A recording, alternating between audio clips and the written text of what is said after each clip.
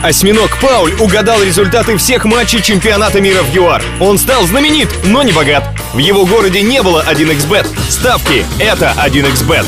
СНГ – самая представительная группа руководителей, которые прилетели в Москву на открытие футбольного первенства планеты. Кто забьет сегодня первый? Сборная России. И ведь как в воду глядел президент Таджикистана. Россия – единственная из стран СНГ участник чемпионата мира. Все соседи едут болеть за нас. Берешь? Давай. Молодец! На матч открытия приехал президент Казахстана. Накануне игры в Москве также приземлился самолет узбекского лидера. Прибыл и глава Киргизии Сооронбай Жээнбеков. Я очень рад вас видеть. Хочу вас поблагодарить за приглашение принять участие в открытии чемпионата мира в городе Москве.